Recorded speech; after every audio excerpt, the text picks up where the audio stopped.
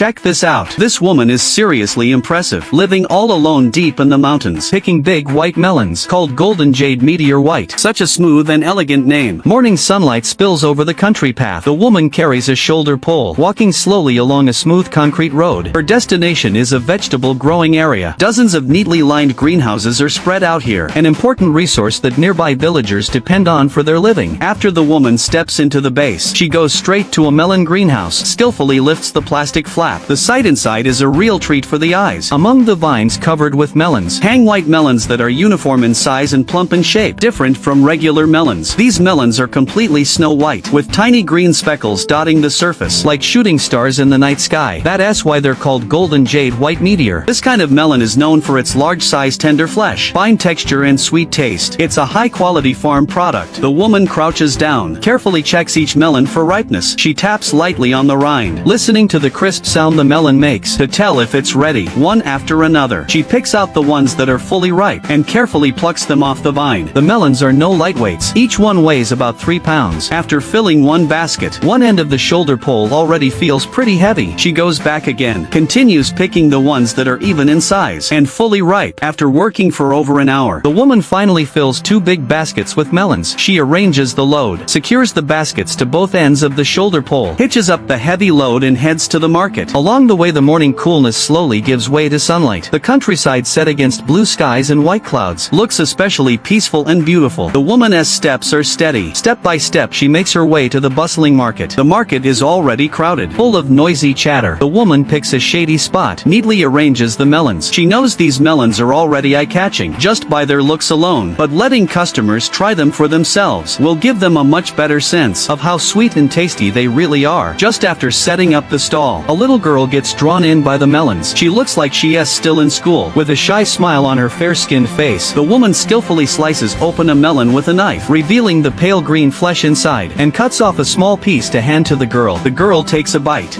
The melon's sweetness immediately melts in her mouth. Without any hesitation, she picks out the biggest melon and takes it with her. The woman quickly realizes that this kind of selling method works really well. She treats every customer who comes to buy like a friend, giving them a warm welcome, whether elderly or kids. If they show interest, she first cuts a piece of melon for them to taste. The sweetness of the melon makes customers stop by one after another. Word spreads fast. Soon quite a crowd gathers in front of her stall. It's summer. Fruits like melons are especially popular, whether chilled to beat the heat or eaten freshly sliced. They bring a wave of refreshing sweetness. The woman patiently attends to each customer, helping them pick out melons, weighing them and bagging them. Her warmth and sincerity win over the customers, and these top-quality melons earn her great reviews. People come and go in waves, but the melons keep running out until the very last melon is sold. The woman finally breathes a sigh of relief. With the empty shoulder pole, the woman starts heading home. The sun is still bright. She feels especially lighthearted, even though her shoulders are a bit sore from the pole. Thinking about today's good harvest, she feels truly satisfied inside. After getting home, the woman doesn't rest for long. She picks up a shovel and a bucket and heads to the shed where the little quails are kept. The bottom of the cage is covered with droppings. She quickly cleans out a whole bucket of quail manure. She carries the bucket to the vegetable garden. This is a small oasis she tends with care, filled with vegetables. The seeds planted in spring have grown into tender green seedlings. They need plenty of nutrients to thrive. She puts on gloves and evenly spreads the quail manure from the bucket around the base of each seedling, then uses a hoe to cover the manure with the surrounding soil to keep the nutrients from washing away. This manure is a natural organic fertilizer. Not only does it feed the vegetables, it also improves the soil. After finishing the fertilizing, the woman starts the next task, putting up supports. She grabs a bundle of bamboo from under the eaves, sticks them into the ground at regular intervals to give climbing vegetables a structure to grow on. Sweat drips down her forehead, but she doesn't take time to wipe it off. She just wants to get today's work done as soon as possible. After sticking all the bamboo in place, she carefully checks each one, making sure every pole is firm and secure. That way, when the seedlings grow up, they can climb up the supports and produce a bountiful harvest.